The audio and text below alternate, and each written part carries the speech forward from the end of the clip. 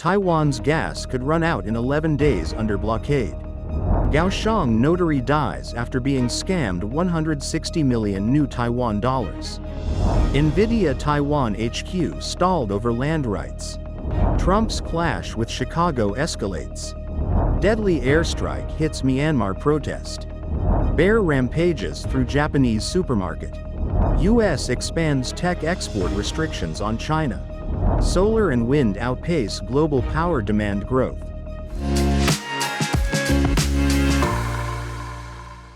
Hello, I'm Helen. Thank you for joining us on FUNDAY News. It is Thursday, October 9th, World Sight Day, and here are your top stories. And for today's Taiwan news, a Wall Street Journal report warns Taiwan's natural gas reserves could last only 11 days under a Chinese blockade, raising concerns about power shortages.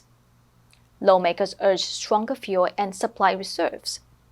Defense Minister Wellington Koo said the military must rapidly boost fuel and ammunition storage to sustain combat readiness. A female notary in Kaohsiung, Taiwan, died after falling from her home on October 1st. Her family says she was scammed out of 160 million NT dollars by the private temple and real estate agents. Her children, accompanied by a lawyer, held a press conference revealing her written notes demanding justice. NVIDIA's plan to build its Taiwan headquarters has stalled over land rights in Taipei-Beitou Shilin Technology Park. Deputy Mayor Li Sichuan said the end of its MOU with Xinguang Life is a good start, adding the city proposed an alternative T12 site and will assist in land integration. And in global news, a showdown is brewing between President Donald Trump and Democratic leader in Chicago and Oregon. As National Guard troops gather near Chicago, Trump defends the move as a response to violence near ICE facilities. But local officials call it an invasion, accusing Trump of authoritarian tactics. Chicago's mayor and Illinois' governor have fired back, saying the president is targeting them for standing up to him. The growing standoff could soon escalate both politically and legally. National Guard troops are being deployed near Chicago as tensions rise between Donald Trump and Democratic-led cities. The Trump administration says the move responds to violence outside ICE facilities and a deadly shooting in Dallas.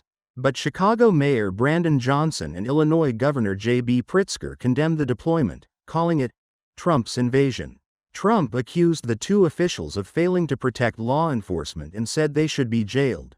Both leaders fired back on social media, warning that Trump's actions, detaining protesters and separating families, mark a dangerous slide toward authoritarianism. Court hearings are set to begin this week. At least 24 people were killed and dozens more injured in Myanmar after the military dropped bombs on a peaceful protest marking a national holiday.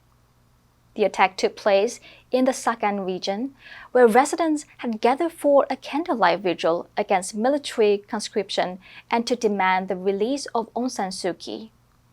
The junta, now backed by China and Russia, has stepped up airstrikes as it seeks to regain control in the country's ongoing civil war.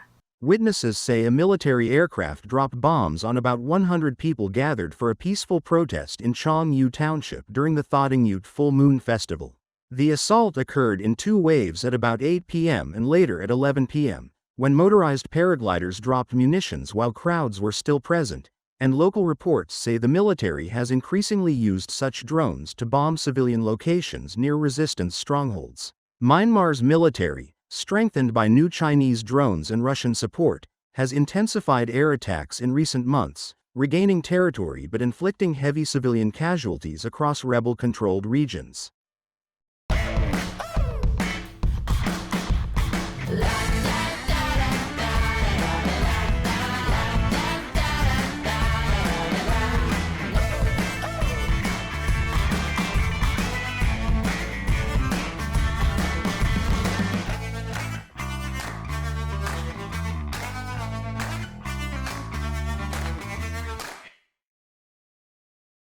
A bear caused panic at a supermarket in central Japan on Tuesday, injuring two shoppers.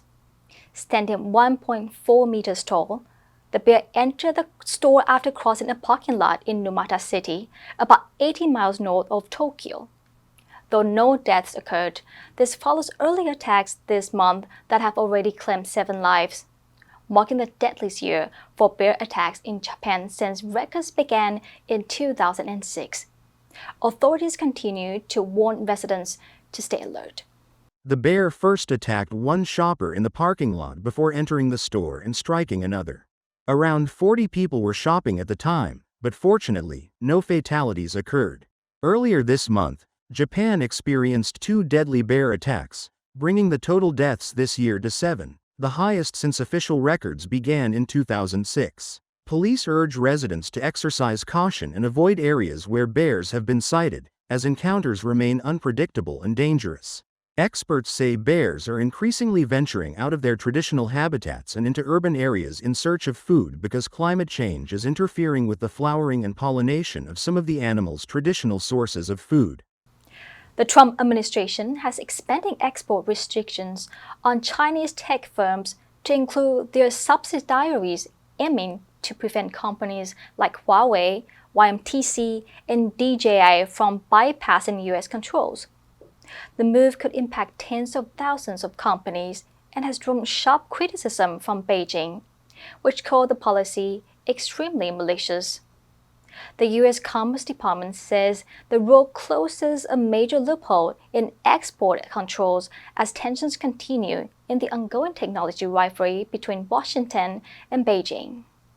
The U.S. government has widened export restrictions on Chinese technology firms, extending them to subsidiaries at least 50% owned by companies already on the restricted list. U.S. officials said the decision aims to protect national security and prevent sensitive technology from being diverted to the Chinese military. The announcement comes amid growing competition between the world's 2 largest economies over artificial intelligence, quantum computing, and next-generation chip design. China's Ministry of Commerce condemned the decision as an abuse of export controls that undermines global supply chains and disrupts fair competition.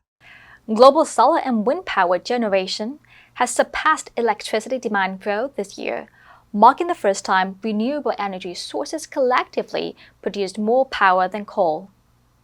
Report found that global solar generation rose by a record 31% and wind generation by 7.7% in the first half of this year, with the combined output increasing by over 400 terawatt-hours, exceeding the rise in global electricity demand during the same period. The findings suggest that expanding renewable energy can meet the world's growing electricity needs while reducing reliance on fossil fuels. Experts described the trend as a turning point, as total fossil fuel generation fell slightly, by less than 1%, signaling that global power sector emissions may be stabilizing. The analysis attributes rising demand to economic growth, electric vehicles, data centers, increasing populations, and the need for more cooling amid higher temperatures. China added more solar and wind capacity in the first 6 months than the rest of the world combined, leading to a 2% drop in its fossil fuel generation, while India's record renewable growth also outpaced demand, resulting in lower emissions. The answer for yesterday was B, Portraits. The movie carefully portrays the life of a famous scientist, showing both his struggles and successes. Did you answer correctly? Now let's delve into today's news. Bear rampages through Japanese supermarket. Number 1. Rampage, 横冲直撞,暴走. The boar went on a rampage through the village, destroying fences and gardens. Number 2. Fatality, 死亡. The car crash resulted in 3 fatalities and several injuries. Number 3. Venture, 冒险行动. He ventured into the dark forest despite the warnings. Next, we have a multiple choice question for everyone to practice. Which answer would you choose? You can write your answer in the comment section. The correct answer will be announced next week. World Sight Day is a special annual day that is celebrated around the world each year in order to focus on raising awareness for blindness and vision impairment. The day was first established by the Lion Club Foundation, and it was first celebrated in 1984. A few years later, the effort was collaborated by the World Health Organization, along with the International Agency for the Prevention of Blindness. And that's all for today's FUNDAY News. Be sure to tune in to FUNDAY News from Monday to Friday and click the link below to join FUNDAY for free. I'm Helen, your host. I'll see you next time.